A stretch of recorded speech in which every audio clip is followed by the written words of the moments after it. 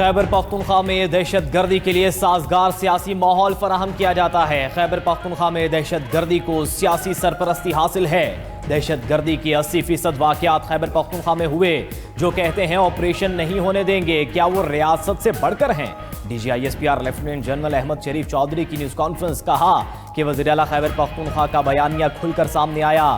وزیر اعلیٰ کہتے ہیں افغانستان ہماری مدد کرے، کہتے ہیں کابل ہماری سیکیورٹی گارنٹی دے۔ یہ کون سی تسکین کی پالیسی ہے کہ آپ افغانستان سے کہتے ہو ہماری مدد کریں؟ اگر ملٹری آپریشن نہیں کرنا تو کیا خوارج کے پیروں میں بیٹھنا ہے؟ یہ کہتے ہیں فوج خیبر پختونخوا سے نکل جائے۔ پاک فوج وفاقی حکومت کی ہدایت پر کام کرتی ہے، یہ خود فتنہ الخوارج کے سامنے کھڑے ہونے کے لیے تیار نہیں۔ دہشت گردوں نے A N P, Peoples Party, Noon League, J U I پر حملے کیے۔ فتنہ الخوارج اس سیاسی جماعت پر حملے کیوں نہیں کرتی؟ دہشت گردی کے خلاف جنگ کے بیانیے سے کوئی ہمیں ٹس سے مس نہیں کر سکتا۔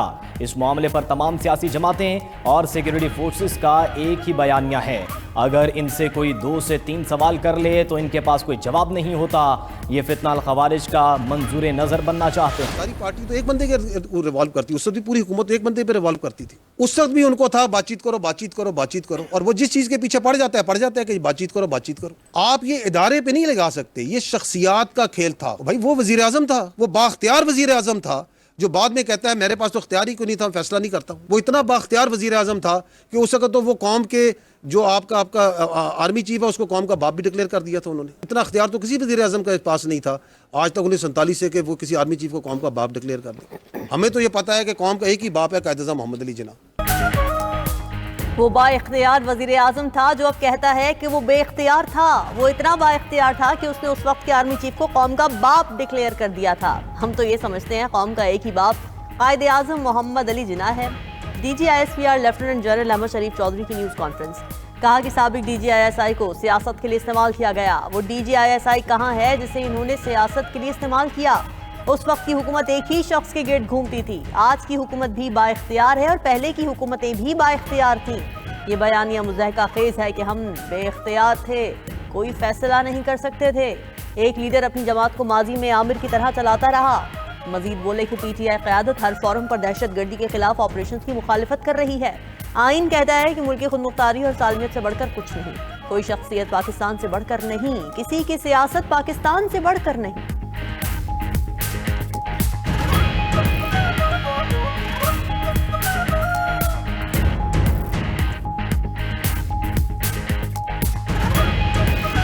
اپنے اوپر ہم ہمیشہ کہتے ہیں کہ ہمیں اپنی سیاست سے، اور ہر قسم کی سیاست، ایک اے بی سی ڈی، ہم کہتے ہیں ہم کسی کی سیاست ہم پہ نہ لاگو کریں۔ ہمیں کسی پولیٹیکل پارٹی سے کوئی ایشو نہیں ہے۔ 5000 کے لگ بھگ معدنیات کے لائسنس ہیں جو کہ کس نے ایشو کیے ہیں؟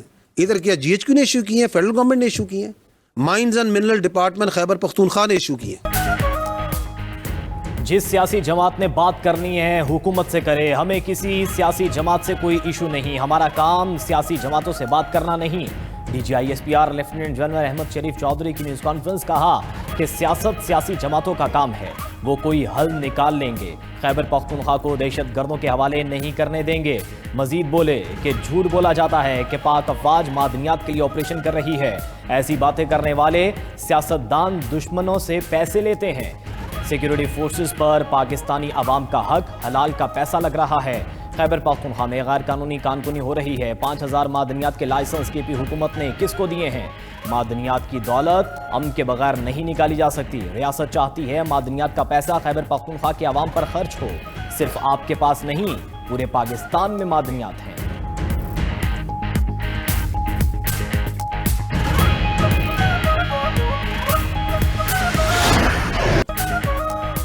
مارکہ حق میں بھارت کا منہ کالا کیا۔ مارکہ حق میں بھارت کو سبق سکھانا ضروری تھا۔ آپریشن سندور کی کالک ابھی تک بھارت کے منہ سے نہیں جا رہی۔ D G I S P R lieutenant general Ahmed Sharif Chaudhry کی نیوز کانفرنس، بولے کہ مارکہ حق کے بعد افغانستان کو بھی منہ توڑ جواب دیا۔ اس کے بعد دونوں ایک دوسرے سے بغل گیر ہو گئے۔ کہا جاتا ہے 2026 میں افغانستان اور بھارت مل کر پاکستان پر حملہ کریں گے۔ افغانستان اور بھارت آ جائیں، ان کا شوق پورا کریں گے۔ مودی کی صورت میں افغانستان کو نیا اوتار مل گیا ہے۔ ہندوستان کون ہوتا ہے ہمارے کسی شہری کو نشانہ بنائے۔ D G I S P R نے مزید کہا کہ بھارت نے مارکہ حق کے بعد دہشت گردی کو خوب ہوا دی۔ افغانستان دہشت گردوں کا گڑھ بن گیا، بھارت دہشت گردوں کا سرپرست ہے۔ اور انہیں پیسہ دیتا ہے۔ افغانستان میں جنگی معیشت چل رہی ہے، وہاں حکومت نام کی کوئی چیز نہیں۔ دہشت گردی کے خلاف جنگ ہم پر مسلط کی گئی ہے، ہمارے پاس لڑنے کے سوا کوئی راستہ نہیں۔ ہم حق پر ہیں اور حق انشاءاللہ غالب ہے۔ ہم پاکستان اور پاکستان کی سرحدوں کے ذمہ دار ہیں۔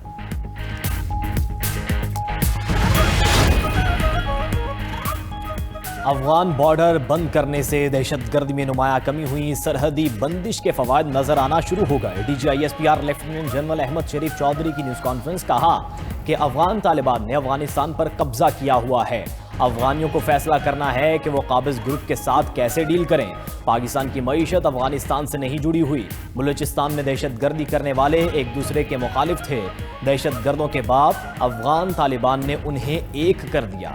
خوارج سے کوئی بات نہیں ہوگی، خوارج کا اسلام اور بلوچستان سے کوئی تعلق نہیں، خوارج کے بارے میں اللہ کا حکم ہے کہ جہاں ملیں مار دو۔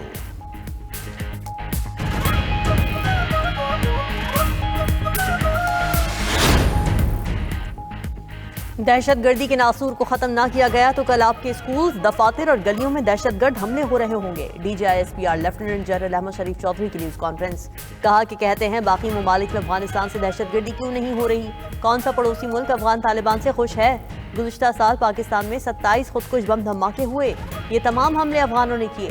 پاکستان نے افغانستان کو سمجھایا ایسا نہ کریں، ثبوت ہیں کہ افغانستان میں دہشت گرد کہاں کہاں ہیں۔ گزشتہ سال 75,000 انٹیلیجنس بیسڈ آپریشن کیے، گزشتہ برس مجموعی طور پر 1235 شہادتیں ہوئیں۔ ہم واضح ہیں، یہ جنگ ہم نے جیتنی ہے، دہشت گردی کے خلاف متحد ہو کر کھڑا ہونا ہوگا۔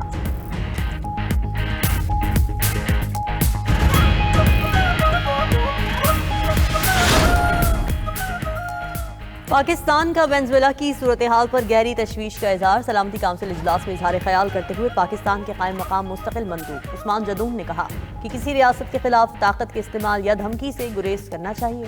کیریبین خطے میں بڑھتی کشیدگی علاقائی امن کے لیے نیک شگن نہیں۔ اقوام متحدہ کا منشور ریاستوں کے تحفظ کا تقاضا کرتا ہے۔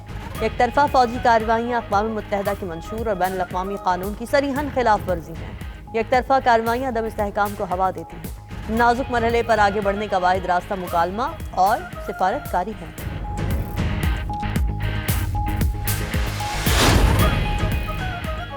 وینزویلا پر امریکی حملے عالمی قوانین کی خلاف قرار، وینزویلا کی صورتحال پر اقوام متحدہ کی سلامتی کونسل کا اجلاس، U N secretary general Antonio Guterres کا بیان پڑھ کر سنایا گیا۔ انتونیو گوتریس نے کہا کہ وینزویلا فوجی کارروائی میں بین الاقوامی قوانین کی پاسداری نہیں کی گئی، وینزویلا کے صدر اور ان کی اہلیہ امریکی تحویل میں ہیں، وینزویلا کے مستقبل پر تشویش ہے۔ اجلاس میں روس اور چین کی مادورو اور ان کی اہلیہ کی فوری رہائی کا مطالبہ، روسی سفیر نے کہا کہ کراکس پر حملہ کر کے امریکہ جرائم کا مرتکب ہوا، وینزویلا پر امریکی حملوں کے لیے کوئی جواز موجود نہیں تھا، وینزویلا کے صدر اور ان کی اہلیہ کی گرفتاری غیر قانونی ہے۔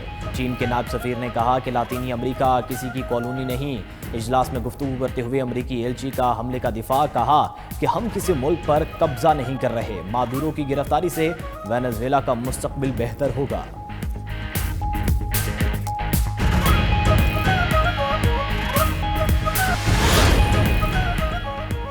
ٹرمپ کا وینزویلا میں سرمایہ کاری کے لیے امریکی آئل کمپنیز کو سبسڈی دینے کا اعلان، امریکی صدر نے وینزویلا سے متعلق معاملات کی نگرانی کے لیے ٹیم بنا دی۔ ٹرمپ کا کہنا ہے کہ وینزویلا میں فوری انتخابات ممکن نہیں، ہمیں پہلے ملک کو سنبھالنا ہوگا، اس میں وقت لگے گا۔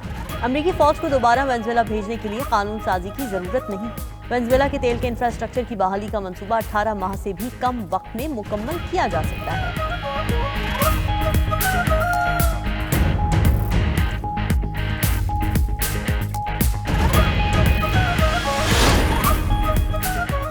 صدر مادورو کے بیٹے کا اپنے باپ کو جلد رہا کرانے کا اعلان، پارلیمنٹ میں خطاب کرتے ہوئے جذباتی ہو گئے، کہا ابا جان ہم جلد وینزویلا میں گلے ملیں گے، جلد ایک دوسرے کو دیکھیں گے، ہم ثابت قدم ہیں، وطن کے لیے جو بھی کرنا پڑا ضرور کریں گے۔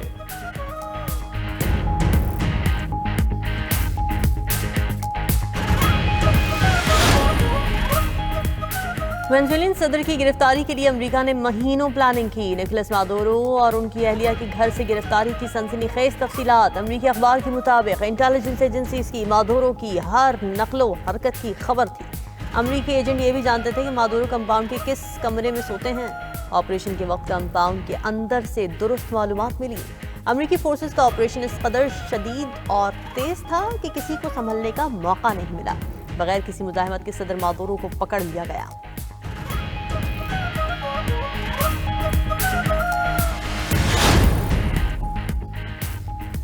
امریکی وزیر دفاع نے کھلے عام روسی فضائی دفاعی نظام کا مذاق اڑا دیا۔ پیٹ ہیگزیت نے کہا ہے کہ کراکس میں امریکی کارروائی کے دوران روسی دفاعی نظام ناکام رہا۔ روس اپنے دفاعی نظام کے بڑے دعوے کرتا تھا۔ امریکی افواج نے وینزویلین صدر کو بغیر کسی نقصان کی گرفتار کیا۔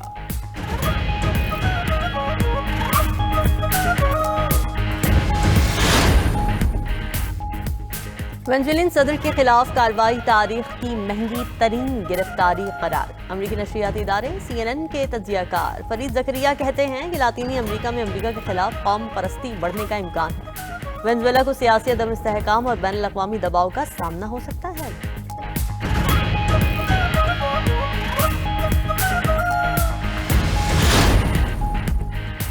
گرین لینڈ کے معاملے پر یورپ نے ڈنمارک کی حمایت کر دی۔ یورپی رہنماؤں کی گرین لینڈ میں بیرونی مداخلت کی مخالفت۔ یورپی رہنماؤں کا کہنا ہے کہ گرین لینڈ امریکہ نہیں، اس کے عوام کا ہے۔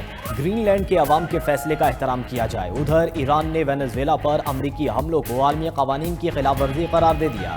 ترجمان ایرانی وزارت خارجہ کا کہنا ہے کہ وینزویلین صدر مادورو کو فوری رہا کیا جائے۔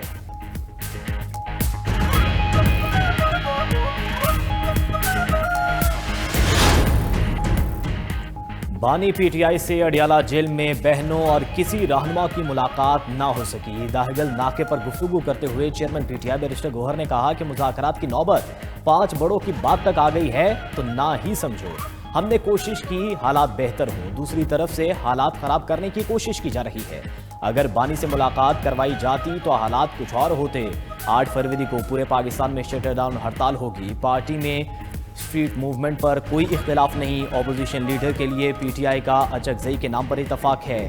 سلمان اکرم راجہ بولے کہ بانی پی ٹی آئی سے ہدایت لیں گے تو بات آگے بڑھے گی۔ یہ نہیں ہو سکتا ملاقات نہ کروائیں اور کہیں مذاکرات کرو۔ بانی پی ٹی آئی سے ملاقات کے بغیر ہر بات چہمگوئی ہے۔ پی آئی اے کی کامیاب نجکاری بارش کا پہلا خطرہ ہے۔ خسارے کا شکار ریاستی ملکیتی اداروں کی نجکاری اولین ترجیح ہے۔ وزیر اعظم شہباز شریف کی نجکاری کمیشن کے امور پر اجلاس میں گفتگو۔ نجکاری کمیشن میں اصلاحات کے حوالے سے کام تیز کرنے کی ہدایت۔ کہا کہ نجکاری کمیشن میں بہترین افرادی قوت کو تعینات کیا جائے۔ تمام تر تعیناتیاں انتہائی شفاف انداز میں کی جائیں۔ نجکاری کمیشن کے منصوبوں کا تھرڈ پارٹی آڈٹ کروایا جائے۔ وزیر اعظم کے نجکاری کمیشن کو ڈیجیٹائز کرنے کی بھی ہدایت۔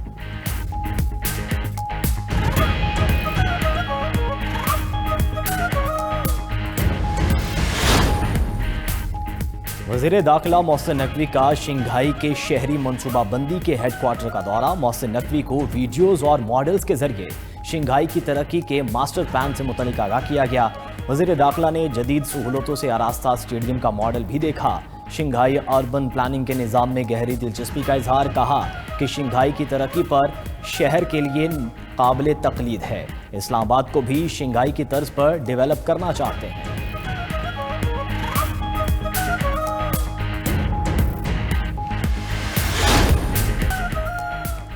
اسرائیلی وزیر اعظم کی ایران کو دھمکی۔ نیتن یاہو کا کہنا ہے کہ ایران کو بیلسٹک میزائل پروگرام بحال کرنے کی اجازت نہیں دیں گے۔ اسرائیل پر کسی طرف سے حملہ ہوا تو ایران کو بہت سنگین نتائج کا سامنا کرنا ہوگا۔ ادھر ایرانی سپریم لیڈر آیت اللہ خامنائی کا کہنا ہے کہ دشمن فریب دینے والا اور جھوٹا ہے۔ ہم ان پر بھروسہ نہیں کرتے۔ دشمن کی دھمکیاں اور ایرانیوں پر اثر نہیں کریں گی۔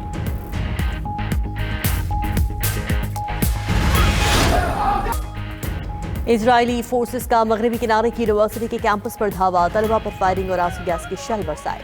خبر ایجنسی کے مطابق اسرائیلی فوج کی فائرنگ سے 41 طلبہ زخمی ہوئے۔ صہیونی فوجیوں نے زخمی طلبہ کی مدد کے لیے آنے والی ایمبولینسز کو اندر آنے سے روک دیا۔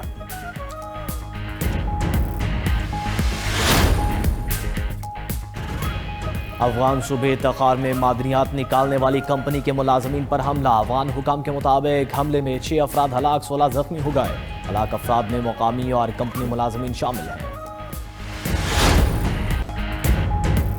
اور سعودی عرب میں ڈاکار جیپ ریلی کا میلہ، امریکہ کے سیٹ کوئنٹرو نے پہلی پوزیشن حاصل کر لی، جنوبی افریقہ کے ڈرائیور کا دوسرا، سعودی ڈرائیور کا تیسرا نمبر۔